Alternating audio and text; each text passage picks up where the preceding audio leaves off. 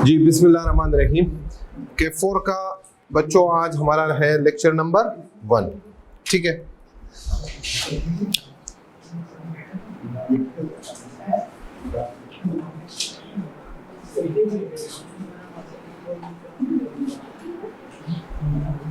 जी K4 business law. ठीक है, हमारा ये बिजनेस लॉ का पेपर है कैफ का आपका 4। ठीक है, 100 मार्क्स का पेपर है। वो किधर है तनहा?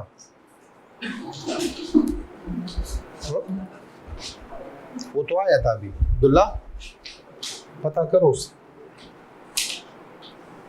जी 100 मार्क्स का पेपर है बच्चों। ठीक है, और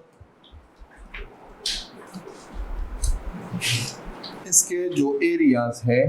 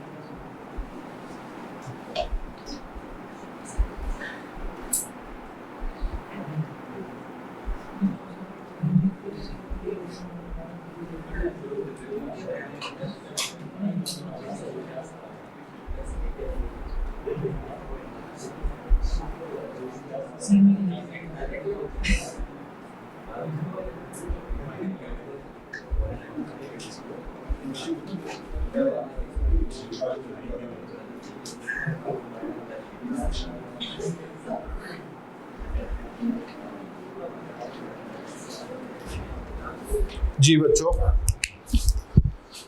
100 मार्क्स का पेपर है और इनके जो एरियाज है 5 डिफरेंट एरियाज इस सब्जेक्ट में कवर हो रहे हैं। ठीक है, पहला एरिया है चैप्टर नंबर 1 है लीगल स्ट्रक्चर।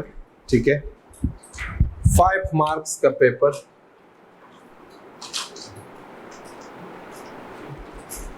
नॉर्मली 5 मार्क्स वो चैप्टर नंबर 1 में से टेस्ट करता होता। ठीक है, पार्टनरशिप में से 15 मार्क्स, नेगोशिएबल इंस्ट्रूमेंट्स में से 15 मार्क्स, और ये जो 3 चैप्टर्स है यहाँ से 15 मार्क्स, और रिमेनिंग 50 मार्क्स आपके कवर होते हैं कॉन्ट्रैक्ट एक्ट 1872 से। ठीक है, ये पूरा सिलेबस है आपके सामने, सिलेबस भी आ गया। ठीक है, और कौन कौन से एरियाज है ये भी आपको आइडिया हो गया है यहाँ से। इन 100 मार्क्स में से 15 मार्क्स के एमसीक्यूज होंगे। कितने मार्क्स के? 15 मार्क्स। ठीक है, एमसीक्यूज होंगे 15 मार्क्स के और रिमेनिंग पेपर। ठीक है, अब पेपर में जो पेपर कंस्ट्रक्शन है उसमें क्या क्या चीजें हैं?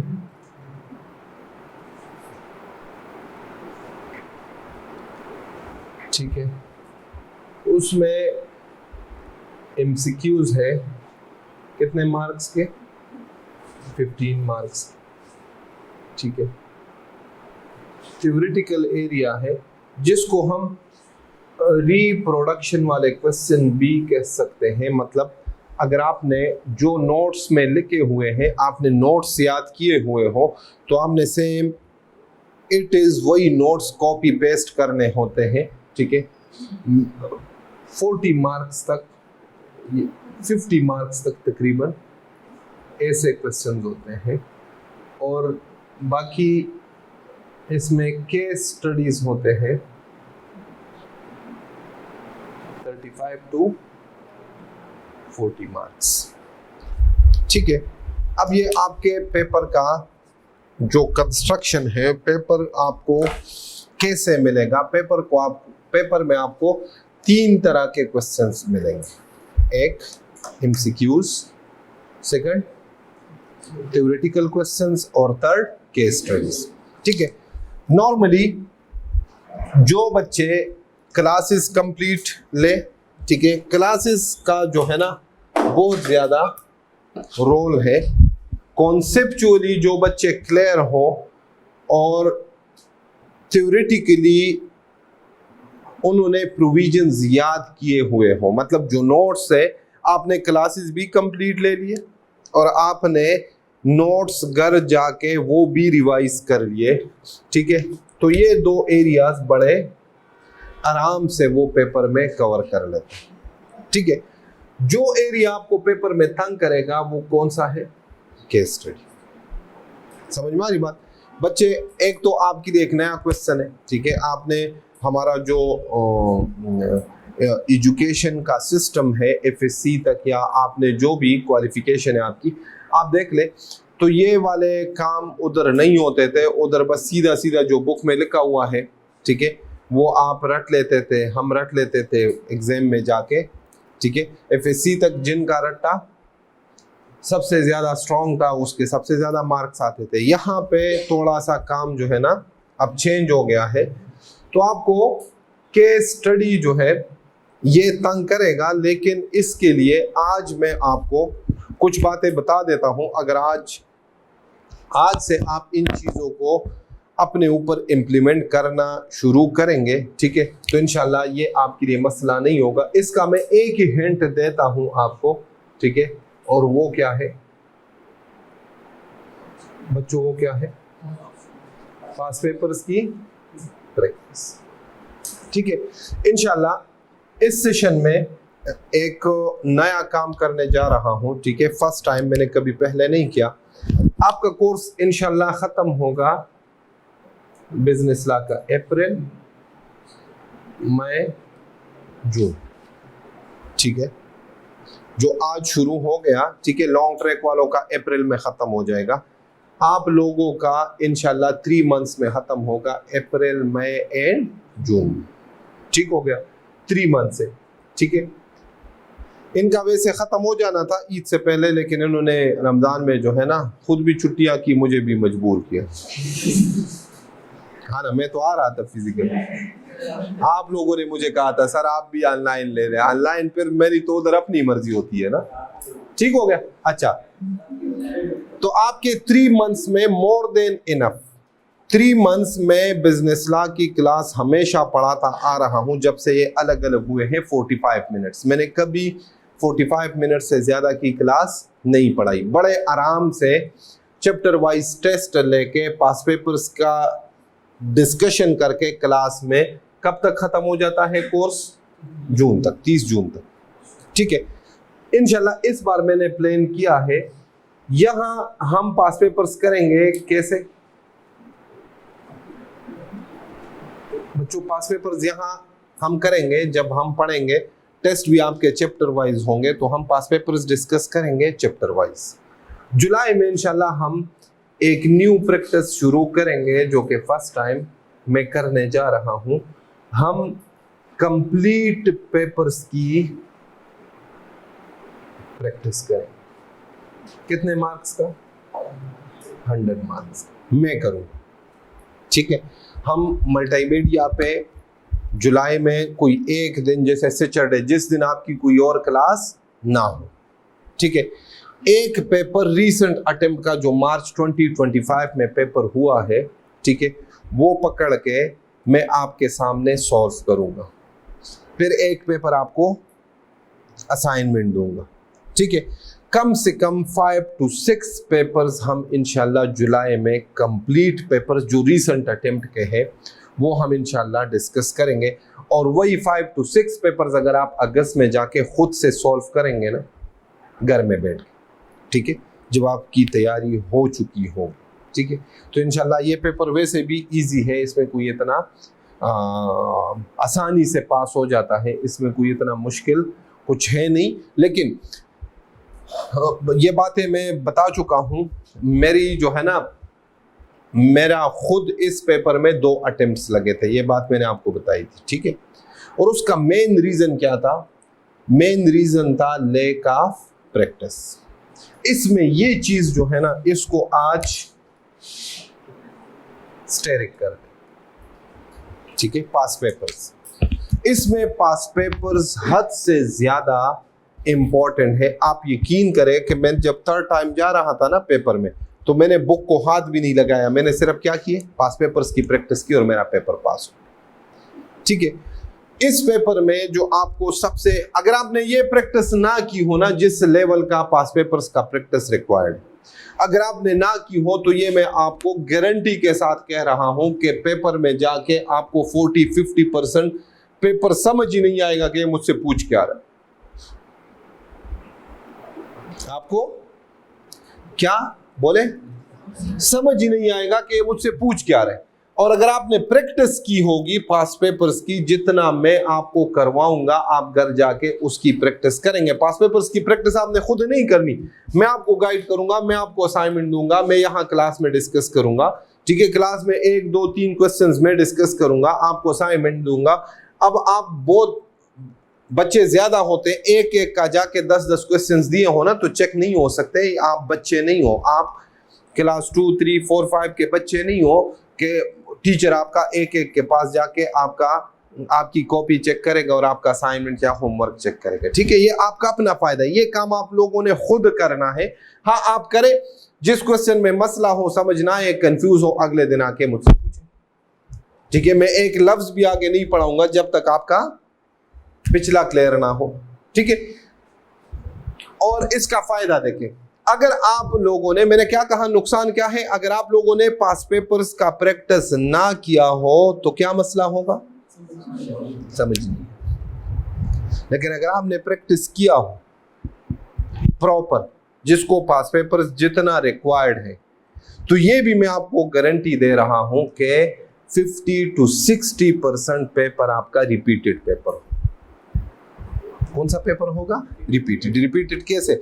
जैसे आपको लगेगा कि ये पेपर में पहले, ये क्वेश्चन में पहले कहीं सॉल्व कर चुका, तो आप मुझे बताएं कि मैं आपको कहूं कि यार आपको 10 पेपर्स दे दूं और आपको कहूं इन 10 पेपर्स में से 50 नंबर का इन 10 पेपर्स में से क्वेश्चंस आएंगे, तो पेपर आने वाला, पेपर पास करना आसान हो गया कि नहीं? मेरी बात समझ में आ रही है? ये इतनी इंपॉर्टेंट है ये वाला एस्पेक्ट इस सब्जेक्ट का कि पास पेपर सीए में हर एक सब्जेक्ट के पास पेपर, हम प्रिपरेशन ही पास पेपर से करते, लेकिन इन 2 पेपर्स में बिजनेस लॉ और कंपनी लॉ, इन 2 में तो मैं आपको गारंटी दे रहा हूं कि जिन बच्चों ने पिछले 10-15 अटेम्प्ट्स के पास पेपर सही ईमानदारी के साथ कर लिए ना, तो जो कमिंग पेपर आ रहा है उसमें 50-60% पेपर क्या होगा? रिपीटेड। ओके हो गया बच्चों? तो आप लोगों ने, आज मैं आपको 5-10 मिनट सिर्फ इसके ऊपर डिस्कशन की है, तो इसके अहमियत का अंदाजा आप लगा ले। ये बहुत ज्यादा इंपॉर्टेंट एरिया है इस सब्जेक्ट का। समझ में आ रही बात? अच्छा, फिर इस सब्जेक्ट में बच्चों जो मेरा एक्सपीरियंस है ना, 10-12 साल से मैं पढ़ा रहा हूं, जब मैंने खुद ये पेपर दिया, ठीक है, इसमें प्रेजेंटेशन का बहुत बड़ा मसला है बच्चों का। किस चीज का? प्रेजेंटेशन, ठीक है। तो इसमें जो कुछ क्वेश्चंस है ना, कुछ सिलेबस तो हम कवर करेंगे, टेस्ट तो हम लेंगे, ठीक है, लेकिन वो बच्चे जो ये पेपर क्लासेस भी 100% अटेंड करते हैं, ठीक है, और टेस्ट भी देते हैं, अगस्त में भी सही तरह से प्रिपरेशन करते हैं, तैयारी करते हैं, लेकिन फिर भी वो 40+ मार्क्स पे फेल हो जाते हैं। मेरी बात समझ में आ रही? आपने वो वाले बच्चे नहीं बनने, ठीक है।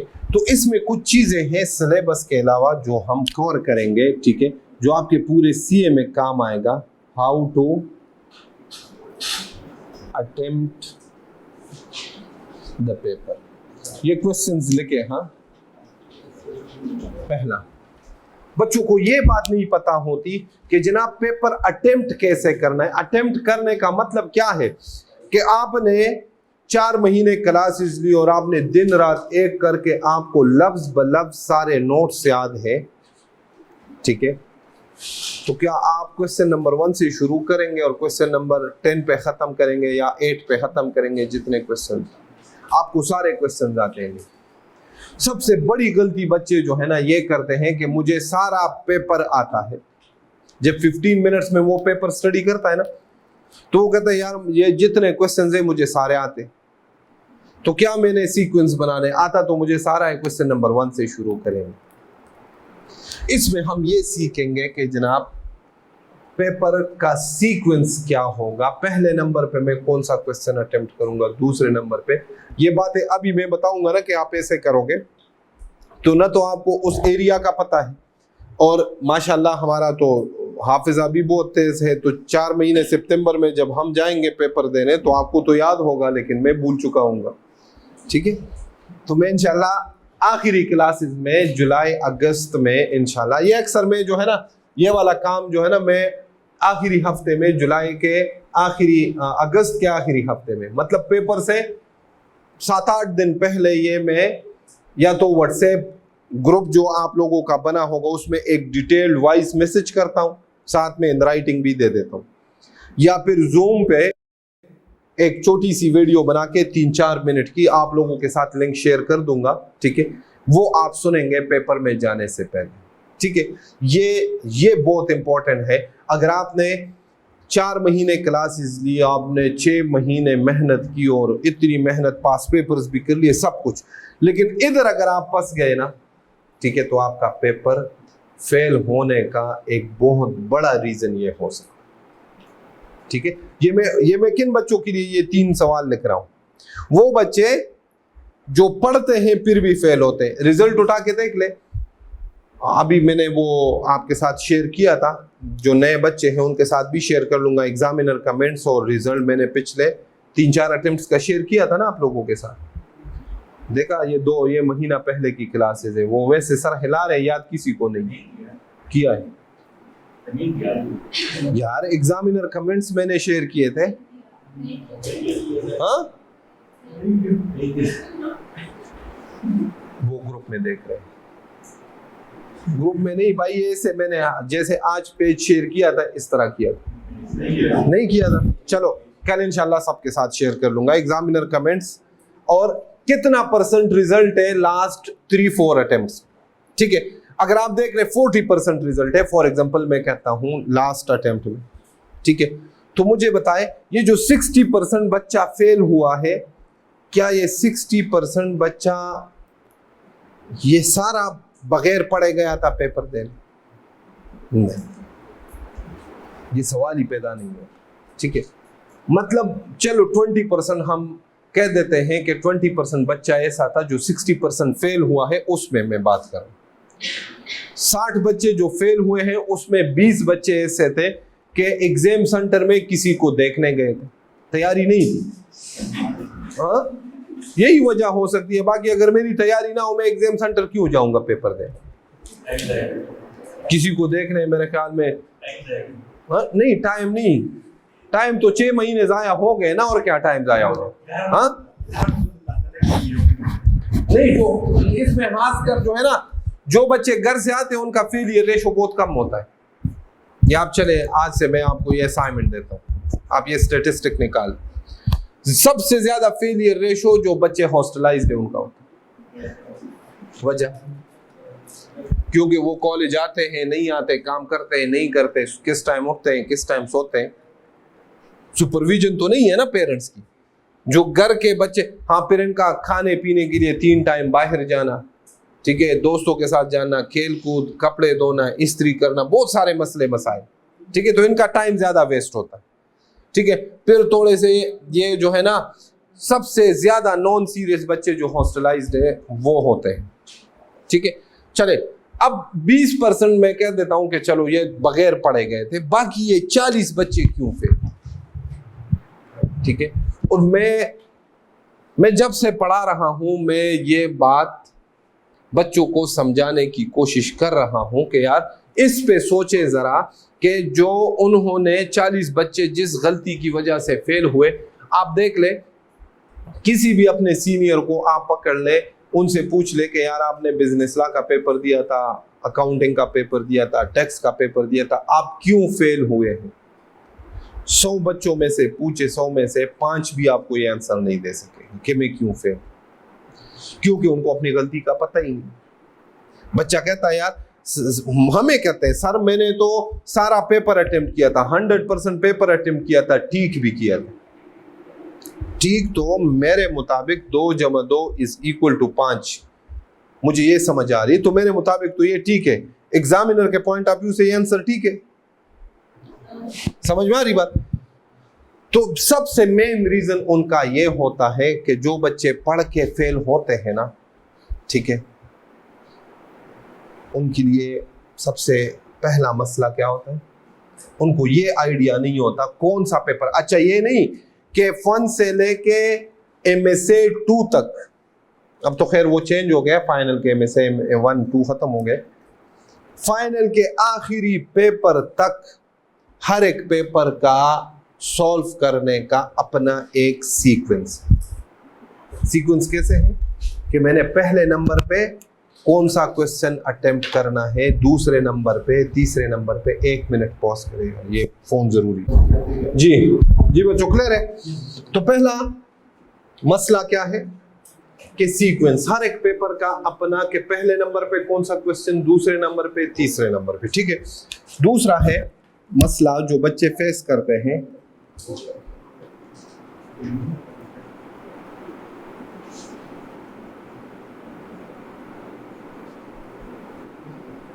How to present the paper, presentation.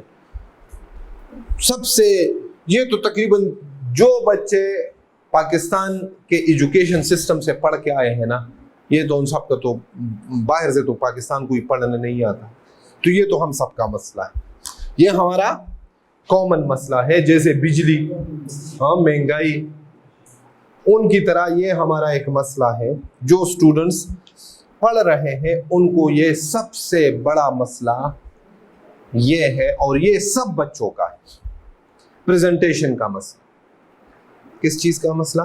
Presentation, ठीक है।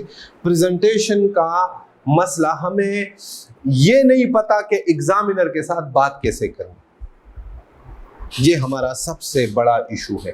देखिए, आप आपस में जैसे गपशप करते हैं, क्या इस टोन में, इस अंदाज में, वो वाली बात है, उस स्टाइल में आप अपने पेरेंट्स से कर सकते, टीचर से कर सकते? वो कहता है मैं करता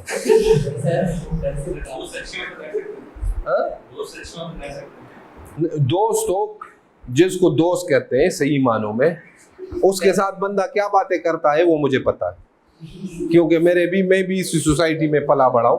वो उस अंदाज में, चलो छोड़ो बातें छोड़ दे, उस अंदाज में हम कर सकते जिस दोस्त के साथ हम फ्रैंक है, ठीक है, जिस स्टाइल में हम बात करते हैं। देखो, मैं आपको एक आसान मिसाल देता हूं। वो हबीब बैठा है, मैं कहता हूं ओए हबीब इधर आ।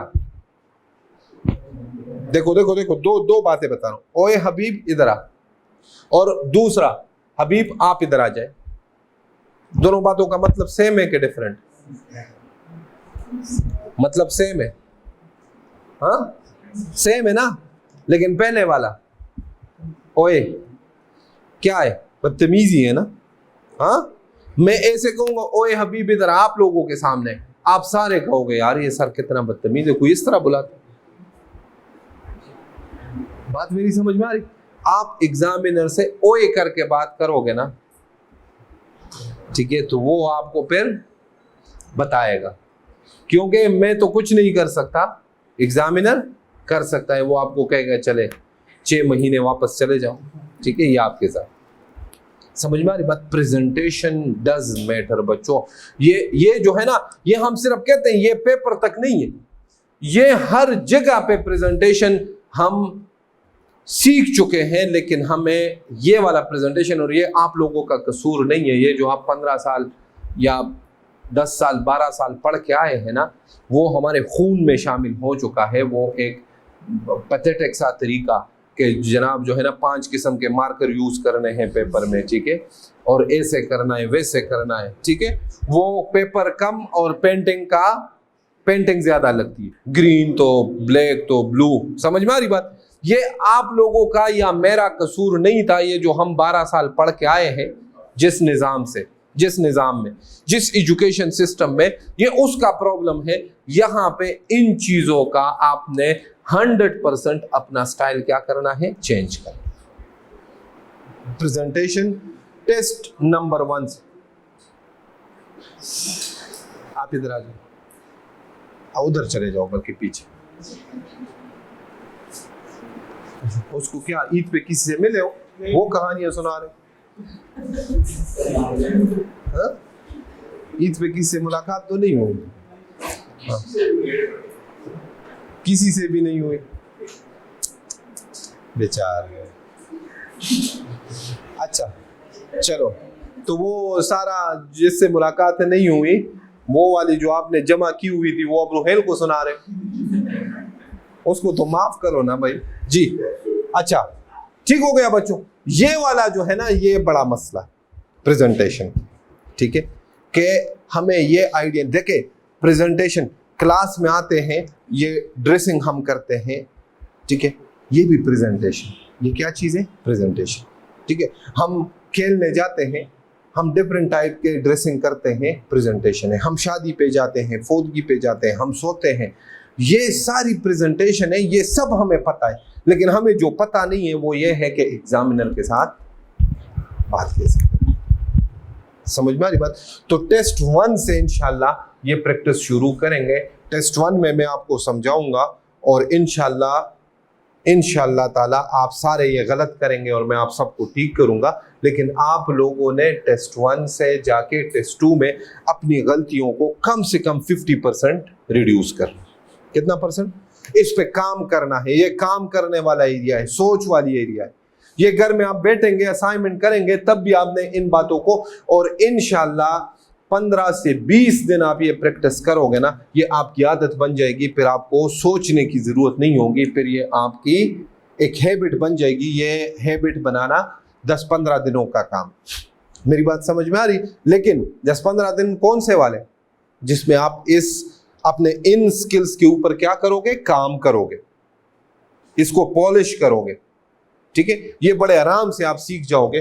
तो ये वाला मसला जो है ना, ये भी हमारे पाकिस्तान में जो फेलियर का बच्चों का एक रीज़न है वो ये, ठीक है। मेरे एक टीचर थे, ये मेरे ख्याल में मैंने लॉन्ग ट्रैक में भी एग्जांपल दी थी। वो हमें एक मिसाल देते थे कि अगर पीआरसी का आपका एक दोस्त पास हो जाए और वो बाकी 3 दोस्तों को कहे कि मैं आपको घर पे इनविटेशन दे रहा हूँ, लंच पे आना है या डिनर, ठीक है, और पेरेंट्स बड़े खुश है, और पेरेंट्स ने उनको कहा अपने बेटे को कि अपने 3 दोस्तों से पूछ लो, जो उन्होंने खाना है हमें बता दो, हम वो बना लेते, ठीक है। 3 दोस्तों से पूछा, एक ने कहा मैंने बिरयानी खानी है, दूसरे ने कहा मैंने कढ़ाई खानी है, तीसरे ने कहा मैंने सब्जी खानी। तीनों का डिश किचन में बन गया जो जो उन्होंने फरमाइश की थी, ठीक है।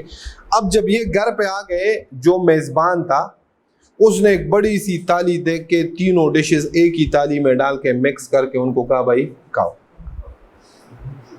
हाँ देखो क्या कह रहे हैं, खा लो, जो आपने फरमाइश की थी इस प्लेट में वो चीज पड़ी है कि नहीं पड़ी, वो गलत तो नहीं कह रहे। हाँ ये प्रेजेंटेशन, ये क्या चीज है। दूसरा प्रेजेंटेशन क्या है, तीनों आए, तीनों के सामने अलग अलग जो उन्होंने डिमांड किया था, फरमाइश की थी, वो डिश उनके सामने रख दी। बताएं, खाना वही पड़ा है, पहले केस में भी दूसरे केस में भी। प्रेजेंटेशन कौन सी वाली बेहतर है? दूसरे। हम पेपर में क्या करते हैं, पहली बार हम कहते हैं भाई ये टॉपिक तो मुझे सर ने पढ़ाया था और मैंने किताब से याद किया था, तुमने क्या पूछा डजंट मैटर, मैंने जो जो सुना है और जो जो याद किया है वो मैं लिखूंगा। हम जो है ना, हम वोमिट कर देते। जो चीज पढ़ी हो उस टॉपिक के बारे में, एग्जामिनर गलती करे, वो टॉपिक पूछे तो सही, 2 नंबर का पूछा होगा, हम 3 पेजेस भर देते, ठीक है। हमें ये नहीं पता होता, देखो ना, स्टोरी सुनाते हैं, कहानी सुनाते हैं, तो कहानी स्टार्ट होती है दरमियान में, ये इसे आप लिख देते इंग्लिश में या उर्दू में, तो हम पहले इंट्रोडक्शन होता था, फिर बॉडी होती थी, फिर आखिर में कंक्लूजन होता था। 3 फेजेस में हम इसे लिखते थे कि जनाब पहले में इंट्रोडक्शन करो, दूसरे में एक्सप्लेनेशन करो, तीसरे में उसको कंक्लूड करो। ये हर एक क्वेश्चन का जो भी पेपर, अकाउंटिंग के अलावा जो भी पेपर आप सॉल्व करते हो ना, केस स्टडी हो इधर या थ्योरेटिकल तो चलो आसान है, केस स्टडी में खासकर आप उसी सीक्वेंस में जाना पड़ेगा। ये नहीं होगा कि जो बात आखिर में लिखनी थी वो स्टार्ट में लिख ली, जो स्टार्ट में लिखनी थी वो आखिर में लिख ली। थोड़ा सा ये चीज सीखनी पड़ेगी। ये हम मिक्सचर अचार बना देते हैं, हम वो सारी चीजें लिख देते हैं इररिलेवेंट जो रिलेवेंट। तो हमें ये चीज सीखनी पड़ेगी कि जनाब जब क्वेश्चन देखो, ये आपको मैं पास पेपर्स में दिखाऊंगा, सेम क्वेश्चन होगा, सेम वर्डिंग भी सेम होगी। क्या सेम हो? वर्डिंग। लेकिन एक बार वो क्वेश्चन पूछा जा चुका होगा 3 नंबर का, दूसरी बार सेम वही क्वेश्चन पूछा जा चुका होगा 6 नंबर का, तीसरी बार पूछा जा चुका होगा 10 नंबर का, चौथी बार पूछा जा चुका होगा 2 नंबर का। चारों क्वेश्चंस में से मेरा आंसर डिफरेंट हो, मेरा आंसर क्या होगा? डिफरेंट। हम क्या करते हैं, पाकिस्तानी एजुकेशन सिस्टम, ठीक है, इधर तो आप वो 5 साल उठा लेना, जो क्वेश्चन 50 साल पहले 20 नंबर का पूछा जा चुका है, वो क्वेश्चन अगर आज वो पूछेगा 2025 में पाकिस्तान FSC तक, तो 20 नंबर का ही होगा। मेरी बात समझ में आ रही? क्योंकि उधर हमारे टीचर्स कौन से हैं? वो टीचर्स हैं जो असाइनमेंट देके टीचर्स बने हुए हैं, वो PTC और ये असाइनमेंट, उधर एग्जाम्स तो नहीं होते, असाइनमेंट्स करते हैं और बस वो जो है ना टीचर बन जाते हैं। ठीक है, अब टीचर्स का कसूर तो नहीं है, सिस्टम का कसूर। यहाँ पे ऐसे नहीं होगा, यहाँ पे आपने मार्क्स देखने, सेम क्वेश्चन होगा, 2 नंबर का होगा, मेरा आंसर डिफरेंट, 3 नंबर का होगा डिफरेंट, 6 नंबर का होगा डिफरेंट, 10 नंबर का होगा डिफरेंट। समझ में आ रही बात? तो बच्चों ये चीज सीखने वाली है। और नंबर 3 जो है, जो हम इस सेशन में सीखेंगे, वो क्या सीखेंगे बच्चों? क्या सीखेंगे? Time management, how to manage time in the paper. Paper में टाइम मैनेजमेंट कैसे करते? अगर हम प्रिपरेशन करके गए हैं और हमें 100 मार्क्स का पेपर आ रहा है, तो हम 3 घंटों में 100 मार्क्स का पेपर अटेम्प्ट करके बाहर निकलेंगे। ऐसा ना हो कि हम तैयारी करके आए हैं, हमारी प्रिपरेशन है, लेकिन हम पेपर अटेम्प्ट कर चुके हैं 80 मार्क्स का, 70 मार्क्स का, 90 मार्क्स का। एक नंबर, एक तो क्वेश्चन ऐसा होता है हमें आता ही नहीं, ठीक है, वो तो ठीक है, लेकिन कम से कम ये रोना हमें बाद में ना पड़े कि मुझे ये क्वेश्चन आ रहा था लेकिन टाइम खत्म हो गया है, इस वजह से ये क्वेश्चन रहे। मेरी बात समझ में आ रही? ये चीज सीखेंगे कि इंशाल्लाह हमें आखिरी 10-15 मिनट पेपर रीचेकिंग के लिए मिले, कि हम हमारे पास इतना टाइम सेव हो जाए कि हम पेपर को एक बार रीचेक भी कर सके, क्वेश्चंस काउंट कर सके, कम से कम कि मैंने पेपर के पूरे क्वेश्चंस अटेम्प्ट किए। समझ में आ रही बात? और रिलैक्स होके कोई हम गंदगी ना करे स्पीड में कि यार आखिर 5 मिनट रहते हैं और 10 नंबर का क्वेश्चन है, 12 नंबर का क्वेश्चन है और बस लिखते जाए, पहले वाले क्वेश्चंस भी खराब। ये बहुत ज़रूरी है टाइम मैनेजमेंट, और ये इंशाल्लाह मैं आपको प्रूफ के साथ ये चीज़ समझाऊंगा, ठीक है, आपको साबित करूंगा। जो मैं हमारे पेपर में हमें 1 नंबर के लिए कितना टाइम दिया हुआ है?